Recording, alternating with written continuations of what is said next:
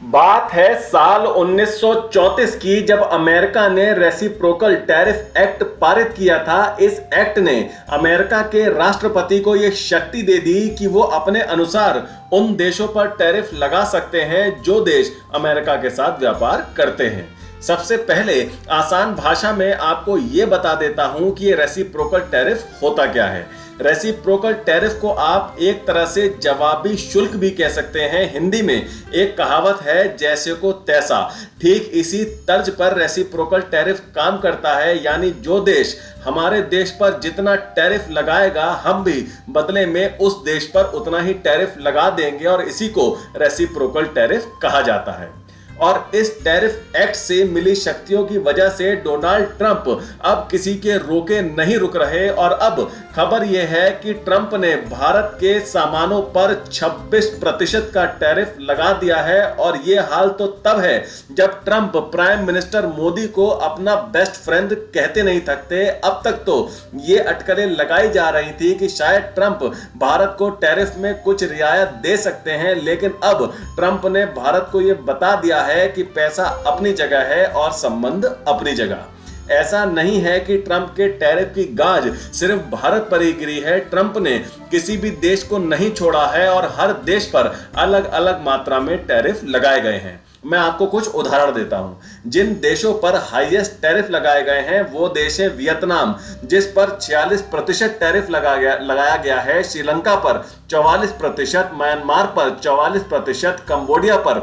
49%, बांग्लादेश पर 37%, चीन जैसी बड़ी इकोनॉमी पर 34%, यूरोपियन यूनियन पर 20%, ताइवान पर 32%, जापान पर 24%, साउथ कोरिया पर 25%, यूनाइटेड किंगडम पर 10% और भारत पर 26% टैरिफ लगाया गया है।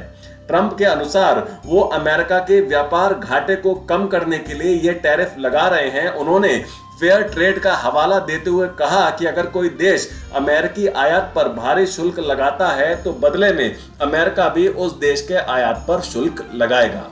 अपनी इस नीति को उन्होंने लिबरेशन डे अभियान नाम दिया है, लेकिन अमेरिका के इस लिबरेशन डे अभियान से पूरी दुनिया में तनाव अपने चरम पर पहुंच चुका है। बहुत सारे देशों ने तो ये तक कह दिया है कि ये दुनिया में नए व्यापार युद्ध की शुरुआत है। अमेरिका की इस नीति से ग्लोबल सप्लाई चेन पर असर पड़ सकता है और पूरी दुनिया में महंगाई अपने चरम पर पहुंच सकती है। यूरोपियन यूनियन और चीन जैसे देश अब अमेरिका पर जवाबी टैरिफ लगाने की तैयारी कर रहे हैं, लेकिन भारत का इस पर क्या स्टैंड होगा ये अभी तक पूरी तरह से कंफर्म नहीं हो पाया है। क्या भारत भी अमेरिकी सामानों पर टैरिफ बढ़ा देगा या इस समस्या का कोई और तोड़ निकाला जाएगा, ये अभी तक साफ नहीं हो पाया है। चीन ने तो इस आपदा को एक अवसर के तौर पर लिया है। चीन ने 4 देशों चीन, जापान, साउथ कोरिया और भारत के साथ एक मोर्चा बनाने की शुरुआत कर दी है। चीन इन देशों से अपने संबंध मजबूत करेगा और अमेरिकी टैरिफ के विकल्प के रूप में इन देशों के साथ अपने व्यापार को बढ़ाएगा। फर्स्ट पोस्ट की रिपोर्ट के अनुसार डोनाल्ड ट्रंप की टैरिफ नीति से दुनिया भर में आर्थिक और व्यापारिक नीतियों में बदलाव आने की संभावना साफ दिख रही है। चीन इस स्थिति में एशियाई देशों के साथ अपने संबंधों को मजबूत करते हुए एक संयुक्त मोर्चा बनाने की कोशिश कर रहा है। क्योंकि अमेरिका के साथ अब व्यापार करना महंगा हो गया है, तो चीन इस अवसर का लाभ उठाकर खास तौर से एशिया में अपनी स्थिति मजबूत करने की कोशिश कर रहा है। ट्रंप की टैरिफ नीति के कारण जो दुनिया में उथल पुथल पैदा हुई है, इसका इस्तेमाल चीन अपने पड़ोसी देशों के साथ संबंधों को सुधारने के लिए कर रहा है। पिछले 5 साल में पहली बार चीन, दक्षिण कोरिया और जापान ने रविवार को अर्थव्यवस्था पर बैठक की है और चीनी मीडिया के अनुसार तीनों देश ट्रंप के शुल्क के प्रभाव को मिलकर कम करने पर सहमत हुए हैं। जापान और दक्षिण कोरिया तो चीन से सेमीकंडक्टर का कच्चा माल इंपोर्ट करने पर सहमत भी हो गए हैं और बदले में चीन ने जापान और दक्षिण कोरिया से तैयार सेमीकंडक्टर खरीदने के लिए हामी भी भर दी है। तो चीन ने तो अपना प्लान ऑन कर दिया है। पर अब आप मुझे बताइए कि आपके हिसाब से क्या भारत को भी ट्रंप के खिलाफ चीन के इस प्लान में शामिल होकर अपना व्यापार घाटा कम करना चाहिए या फिर ट्रंप से बात करके भारत के लिए टैरिफ में रियायत मांगनी चाहिए? अपने जवाब हमें कमेंट सेक्शन में जरूर बताइएगा।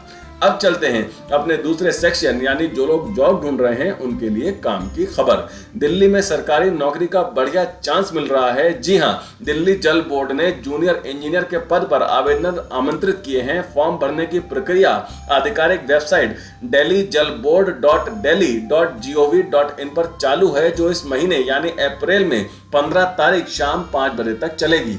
आवेदन पत्र ऑफलाइन फॉर्मेट में भरना होगा। वहीं लास्ट डेट निकलने के बाद पहुंचे फॉर्म इस जॉब के लिए मान्य नहीं होंगे। तो आज के लिए इतना ही। वीडियो को लाइक करें, ज्यादा से ज्यादा शेयर करें और बेल आइकन को दबाकर हमारे चैनल को प्लीज अभी सब्सक्राइब जरूर कर लीजिएगा। तो मिलते हैं अगली खबर के साथ जल्द ही। Take care. जय हिंद।